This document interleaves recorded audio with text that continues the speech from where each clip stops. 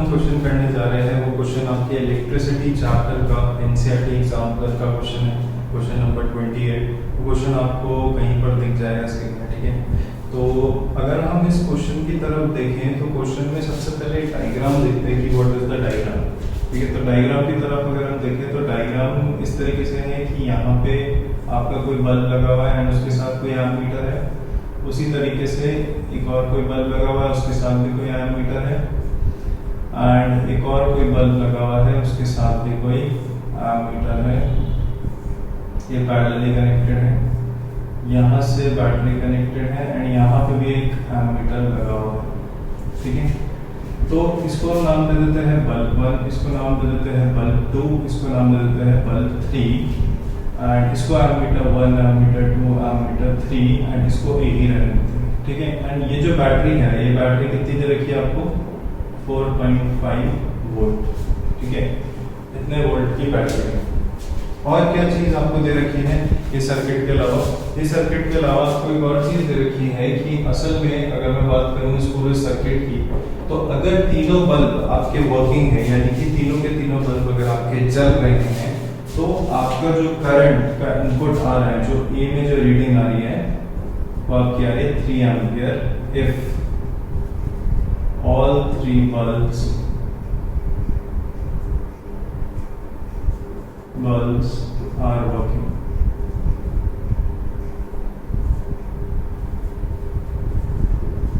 ठीक है, अगर तीनों के तीनों बल्ब आपके काम कर रहे हैं तो आपका जो एमीटर ए है, यानी कि मेन जो ओवरऑल करंट जो आपका फ्लो हो रहा है, आपका कितना आ रहा है 3 एम्पियर, ठीक है। अब क्वेश्चन क्या है, क्वेश्चन तो 3 पार्ट में डिवाइडेड है क्वेश्चन, ठीक है। हम एक एक करके सॉल्व करते हैं।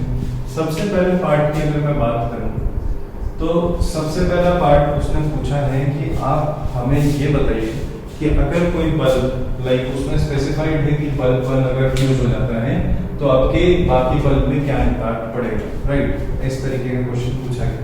मैं कहता हूँ इसी क्वेश्चन को अगर किसी भी तरीके से पूछे, लाइक अगर मैं बोलूँ बल्ब 1 अगर फ्यूज हो जाता है तो बल्ब 2 और बल्ब 3 में क्या फर्क पड़ेगा, बल्ब 2 अगर फ्यूज हो जाता है तो बल्ब 1 और बल्ब 3 में क्या फर्क पड़ेगा, अगर बल्ब 3 फ्यूज हो जाता है तो बल्ब 1 और बल्ब 2 में क्या फर्क पड़ेगा। अगर इस तरीके से क्वेश्चन पूछा जाए तो आपका आंसर क्या होना चाहिए।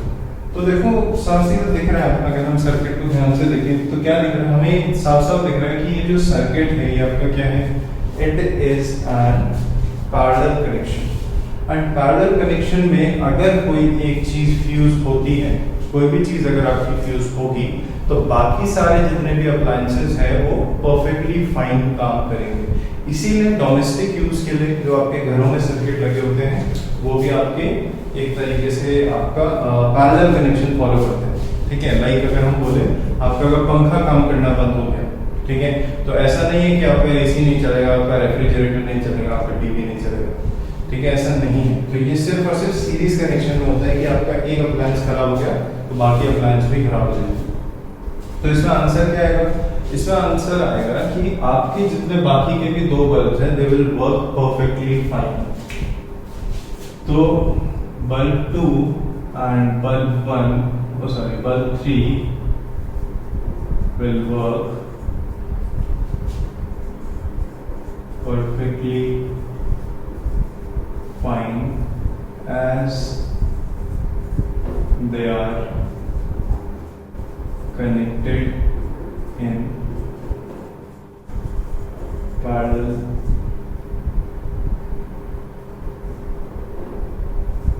connection,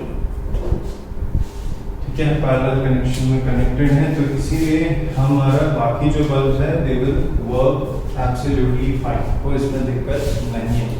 अब लेट्स से क्वेश्चन अगर ये होता है कि मैंने बोला मेरे 2 बल्ब फ्यूज हुए, बल्ब 1 और बल्ब 2 दोनों ही फ्यूज हुए, तो क्या बल्ब 3 में इम्पैक्ट पड़ेगा, तो बल्ब 3 भी उसी तरीके से जलेगा जैसे पहले ही चल रहा था, because it is connected in parallel, ठीक है, पैरेलल में कनेक्टेड है तो इससे कोई दिक्कत नहीं पड़ेगी, ठीक है। चलिए, तो ये आपका हो जाता है फर्स्ट क्वेश्चन यहाँ पे समाप्त।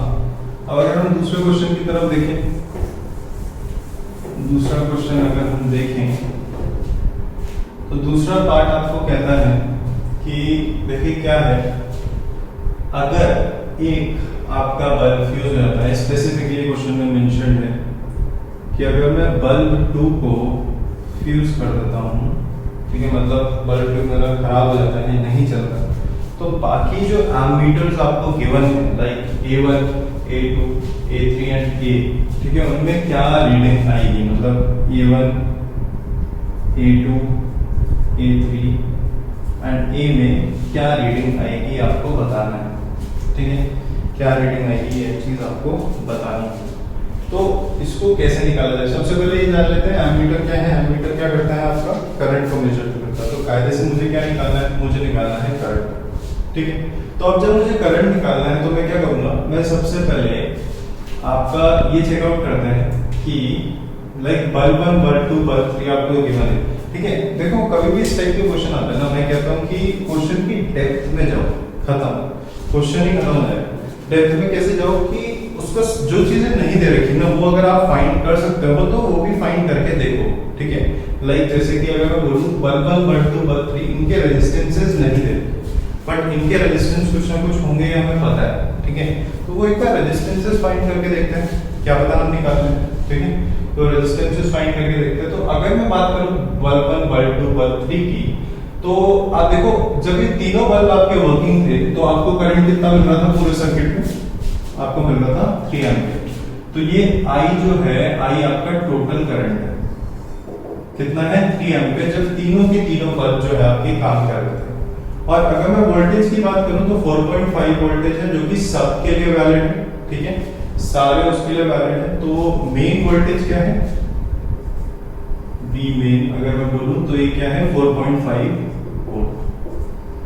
तो अब जब मुझे ये दे रखा है, अब इससे मैं क्या कर सकता हूँ, इससे मैं दो चीजें कर सकता हूँ कि सबसे पहले मैं R इक्विवेलेंट निकाल सकता हूँ कि पूरे सर्किट का इक्विवेलेंट रेजिस्टेंस कितना होगा, ठीक है।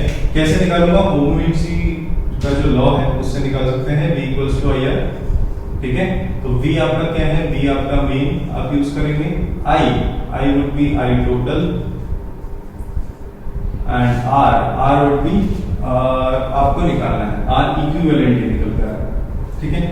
तो I मेन की अगर मैं बात करूं तो मेन कितना था, V main this is 4.5, I total कितना है, I total is 3 ampere multiply by R equivalent.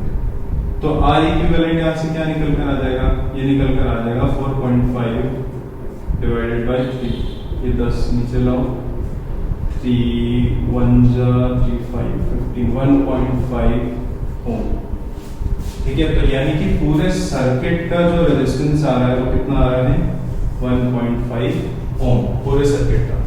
अब ये जो बल्ब्स है ये आपको दे रखा है दीज आर आइडेंटिकल बल्ब्स। तो आइडेंटिकल का क्या मतलब होता है, आइडेंटिकल का मतलब होता है कि ये सारे के सारे जो बल्ब्स आपको दे रखे हैं इनके एक एक का रेजिस्टेंस, अगर मैं बल्ब 1 की बात करूं, बल्ब 2 की बात करूं, बल्ब 1, बल्ब 2, बल्ब 3 इनके रेजिस्टेंस सेम है और वो रेजिस्टेंसेस कितने हैं R मान लेते हैं फिलहाल के लिए R, ठीक है। तो R अगर मैंने मान लिया और R इक्विवेलेंट मुझे पता है इट इज 1.5 ओम, तो मैं क्या कर सकता हूं, मुझे पता है कि सारे के सारे पैरेलली कनेक्टेड है तो पैरेलल का फॉर्मूला लगा दो। तो 1 upon R equivalent equals to 1 upon R plus 1 upon R plus 1 upon R, ठीक है, ये हम लगा लेते हैं। तो 1 अपॉन R इक्विवेलेंट अगर मैं बोलूं तो 1 upon 1.5 equal to 1 upon R, 1 upon R is what, 1 upon R को हमें निकालना है, तो पूरा का पूरा 3 अपॉन R हो गया, पूरा का पूरा 3 अपॉन R हो गया, ठीक है। एंड इसको अगर मैं वहां मल्टीप्लाई कर दूं, क्रॉस मल्टीप्लाई कर दूं, तो R की वैल्यू क्या आ जाएगी मेरी 1.5 मल्टीप्लाई बाय 3 यानी कि 15 3 is 45, एक में पॉइंट लगा 4.5 ओम आपकी R की वैल्यू निकल कर आ गई। यानी कि एक एक bulb V1 equals to V2 equals to R इसकी जो वैल्यू है that comes out to be 4.5 ohm, ठीक है। अभी ये हमने जस्ट इसलिए निकाला ताकि कि बाकी के पार्ट सॉल्व करना कंपैरेटिवली आसान हो जाए, ठीक है, इतना मुश्किल हमें आए, ठीक है। फिलहाल के लिए हमने निकाल दिया है तो इसको नोट डाउन कर लीजिए एंड मैं इरेज कर देता हूं इसको। तो अभी तक हमें क्या पता चल चुका है, हमें ये चीज पता चल चुकी है कि V1, V2, V3 जो आपके बल्ब दे रखे हैं उनके जो रेजिस्टेंसेस हैं वो कितने हैं V2 एंड V3, इनके जो रेजिस्टेंसेस है वो कितना है 4.5 ओम। ठीक, अब लेट्स से क्वेश्चन ये है कि आपका B2 फ्यूज हो जाता है, तो B2 को अगर मैं हटा दूं, B2 मेरा फ्यूज हो जाता है, तो यहां से A2 की तो डायरेक्ट रीडिंग आ गई, A2 में करंट जाएगा नहीं क्योंकि B2 फ्यूज है, तो वहां पे कोई है नहीं, तो इसलिए यहाँ पे करंट आपका डिवाइड होगा, करंट इधर जाएगा बट इधर करंट नहीं जा पाएगा, इधर करंट जाएगा, जो आपका I करंट यहाँ से निकलेगा I, वो आपका इधर जाएगा, इधर जा नहीं पाएगा क्योंकि इधर फ्यूज है, पूरा पूरा सर्किट एक तरीके से आप समझ लो टूटा हुआ है, एंड इधर की तरफ आपका जाएगा, तो दो जगह आपके डिवाइड होगा, तो A2 तो साफ सीधा आपका 0 एम्पीयर आ गया, A2 की रीडिंग हमें मिल गई। ठीक है, अब बात करते हैं A1, A3 एंड A2। चलो, तो अब अगर मैं बात करूं कि आपका ये है लाइक हर किसी का जो एक एक रेजिस्टेंस है वो कितना है 4.5, तो आप लोग बोलेंगे कि सीधा इसको उठाओ, ये जो वोल्टेज है ये वोल्टेज आपका इनके साथ इक्विवेलेंट, मतलब आपको रेजिस्टेंसेस पता ही है, इसका रेजिस्टेंस पता है और ये वोल्टेज पता है, तो यहाँ से करंट की वैल्यू निकल सकती है। हाँ बिल्कुल सही बात है, तो निकाल ओम वी लॉ लगाओ, V = IR अगर मैं लगाऊं, फिलहाल मैं किसके लिए लगा रहा हूं, मैं 1 के लिए लगा रहा हूं, I1 R। ठीक है, तो V1 की बात करें यही होगा क्योंकि पैरेलल कनेक्शन है तो वोल्टेजेस सेम होती है, तो वोल्टेज आपकी ये रहेगी, तो दिस वुड बी 4.5। I1 की बात करें तो I1 आपको निकालना है, R1 की बात करें तो R1 आपको पता है क्या है 4.5, तो I1 की वैल्यू क्या आ गई 4.5 डिवाइडेड बाय 4.5 यानी कि 1 एम्पीयर। आपकी I1 की वैल्यू निकल कर ये लो, आपका A1 की वैल्यू क्या आ गई यहाँ से, क्या मीटर 1 जो है उसमें करंट कितना जा रहा है 1 एम्पीयर, तो A1 की वैल्यू कितनी आएगी 1 एम्पीयर। अब सेम मेथड से जब आप A3 निकालेंगे, A3 भी आपका कितना निकल कर आएगा 1 एम्पीयर, 1 एम्पीयर। ठीक है, अब अगर मैं बात करूं कि A क्या है, A would be sum of all these, इन सब का सम, क्योंकि यहाँ पे आपका क्या हो रहा है, देखो यहाँ पे जा रहा है करंट I1, यहाँ पे करंट जा ही नहीं रहा है, यहाँ पे जा रहा है करंट I2, यहाँ से करंट आया I1, यहाँ से भी करंट आया I1, यहाँ से करंट कौन सा आ रहा था साथ में, ओ सॉरी यहाँ से करंट आया I2, यहाँ से करंट आया I2 एंड यहाँ से कौन सा करंट आ रहा था I1, तो यहाँ पे I1 + I2 चला गया, तो पूरा का पूरा अगर आप करेंगे तो कायदे से आपका जो एमीटर 1 में जो रीडिंग आएगी दैट वुड बी 1 + 1 = 2 एम्पीयर। ठीक है, या फिर इन तीनों को प्लस कर दीजिए 0 एम्पीयर, मतलब 0 + 1 + 1 तो भी आपका 2 एम्पीयर भी आएगा। ठीक है, तो 2 एम्पीयर आपका ये रीडिंग आ चुकी है। तो यहाँ पे आपका सेकंड पार्ट जो था कि अगर कोई बल्ब फ्यूज हो जाता है तो सेकंड पार्ट इस तरीके से सॉल्व करेगा। अब इसी के आप एक बार ट्राई करिएगा, काइंड ऑफ होमवर्क आप ट्राई कर सकते हैं, आप इसके 2 बल्ब फ्यूज कर दीजिए। ठीक है, लेट्स से मैंने B2 अभी फ्यूज करा था, B3 भी फ्यूज कर दीजिए। ठीक है, B3 और B2 आप फ्यूज कर दो तो आपका फाइनल क्या आपकी वैल्यू आ रही है A1 A2 A3 में, ये आप निकाल के बताइएगा एंड कमेंट्स में जरूर बताइएगा कमेंट्स में क्या वैल्यू आ रही है। ठीक है, तो ये काइंड ऑफ आपके लिए होमवर्क हो जाएगा। अब आ जाते हैं हम अपने तीसरे पार्ट यानी कि थर्ड पार्ट।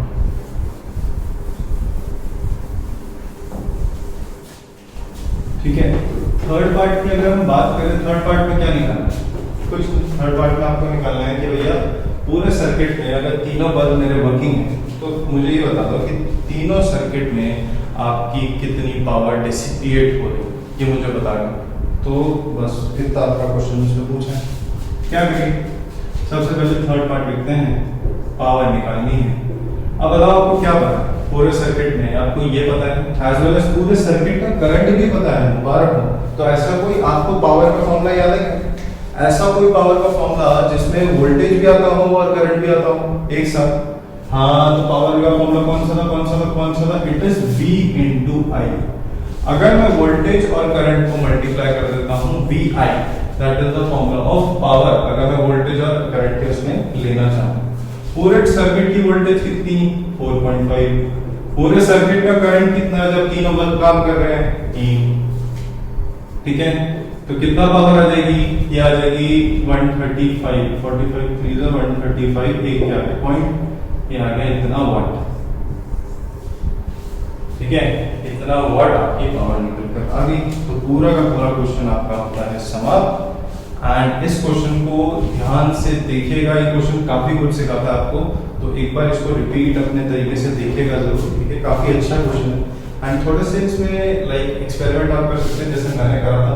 तो इसका सबसे पहले तो कमेंट में आंसर जरूर बताना कि आपका क्या आंसर आ रहा है एंड उसके बाद देखते हैं कि कितने लोगों का सही आता है, ठीक है। तो इसको नोट डाउन करिए and thank you very much for this.